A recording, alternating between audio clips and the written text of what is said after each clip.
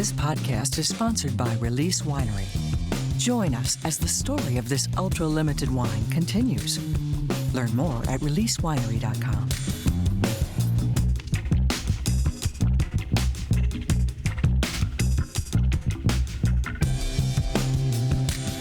Napa Valley isn't the worst place to isolate during the height of the pandemic, and it was very quiet, but there's a big complaint in Napa about traffic, and I think now people are probably grateful to have traffic because that means that there are people enjoying wine and the great hospitality that happens throughout the valley. And we were doing a wine dinner at Bottega last night in Yountville, and the town was full of folks from wherever visiting and enjoying good food and good wine in each other's company, and it made me feel grateful.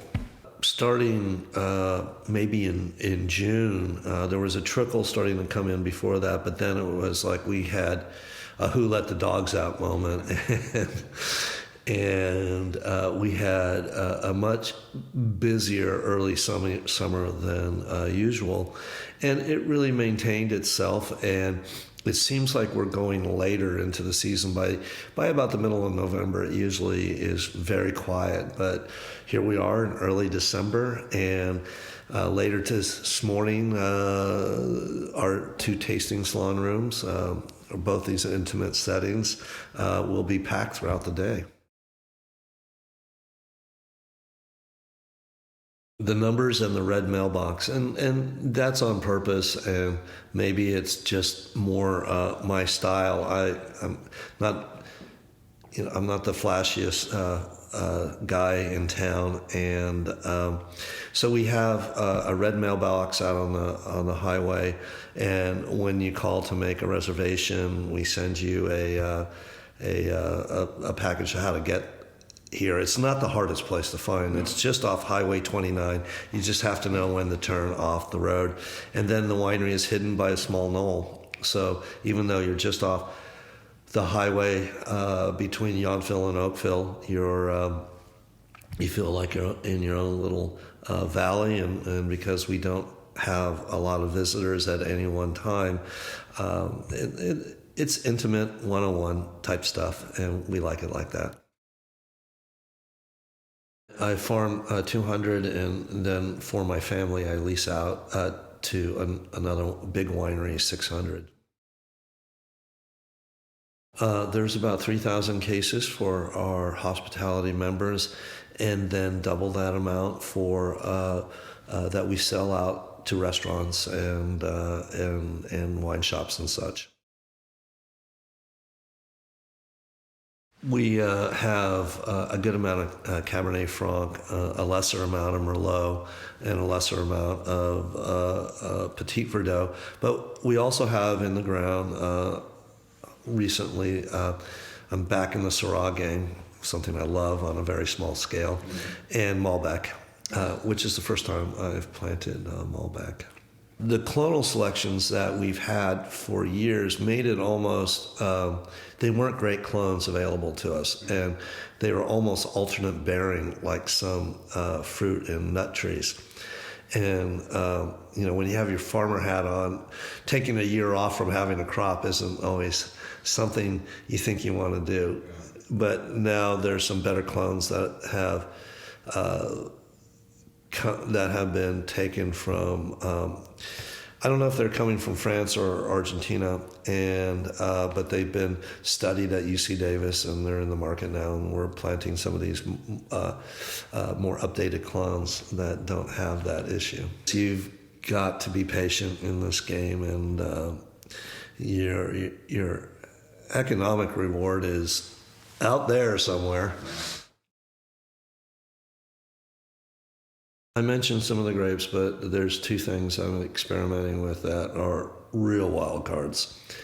One is, you've probably heard of Pierce disease and discussed that with other people, and what that is it's Pierce disease is a bacteria that has a really long scientific name.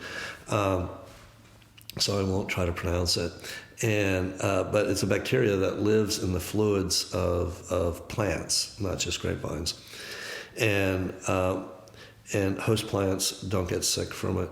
And then you have bugs, and a success story in Napa is we have a lot more bugs than we used to because we don't spray harsh chemicals. And these particular bugs are called sharpshooters because they have a very sharp needle nose. And they'll go and stick that nose into say a plant along the river or in the forest, or in the garden. And Pierce disease really likes non-native plants. And then the sharpshooter flies over to the vine and then transmits that to the disease to the vine, where it's lethal.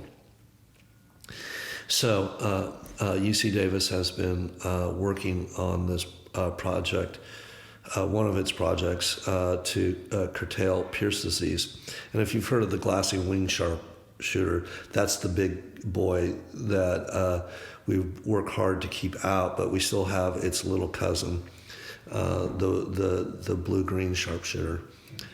And so they're native to the area, and you don't want to nuke them and kill them using insecticides because that just sterilizes the earth.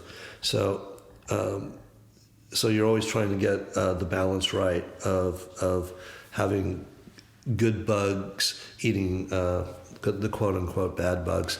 And so it's farming by Henry Kissinger, I say. It's détente. You're balancing the forces of good and evil. But getting back to UC Davis, they have been on a plant breeding program for a very long time, more than 20 years. It's closing 30. And Professor Andrew Walker, a really interesting guy, he has been leading this. It's been his career since he got his PhD, breeding these plants. And what he's been breeding is North American varieties with Vitis vinifera. Vitis vinifera is the family of grapes from Europe that makes all the yummy wines that we really like. So he found this one North American vine called Vitis arizonicus. And so it's from the southwest of Mexico. And he crossbred that many times with different Vitis vinifera cultivars. So it's the end result after 30 years is a plant that is 97% Vitis vinifera and 3% North American variety. But it's resistant to Pierce disease. And I have planted a little bit in a Pierce-heavy area that is related to Sauvignon Blanc. And Sauvignon Blanc is my white wine of passion. Plants are growing well. Don't have enough grapes yet to really make a test lot. But we've tasted the grapes and made little 5-gallon experiments, and it's going to be an interesting result. Will it be a standalone variety? You were asking about other mad scientist things we do. We have a whole program that I give to my winemaker, Jim Close, called Just This Once. And so he gets to go and fool around and put together weird blends or a single block of a vineyard we've never tried before. And we make 70 to 100 cases, and it always sells out to our membership. So GambleFamilyVineyards.com, join the membership, and you too might be able to get yourself a bottle.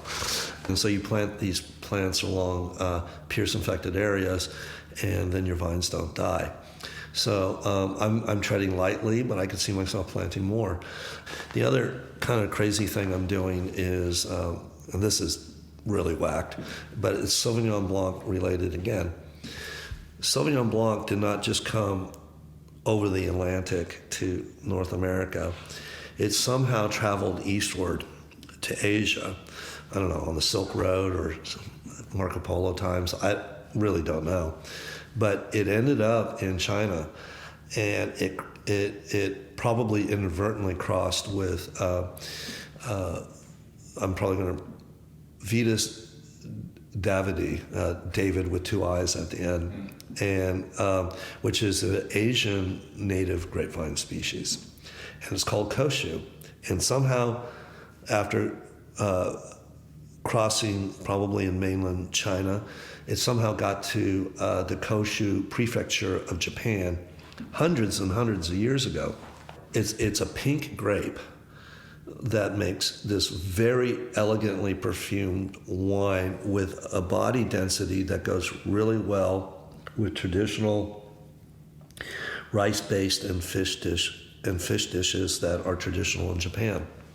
And it's very hard to find in the States because all the good stuff gets consumed and you get some pretty weak representations over here. And I knew nothing about this, and I was flipping through my Janice Robinson encyclopedia. This is interesting. And I sell about 20 cases of wine to Japan a year. And my Japanese importer said, "Hey, have you ever thought about planting this?" And I said, "No. Would you? It'd be fun to get some growers together and try to do it." So I've got about a quarter acre of it planted. And still early days. They're tough skin grapes, probably chosen because it's a high humidity climate where they're in Japan, and so tough skin grapes ward off mold and mildew better.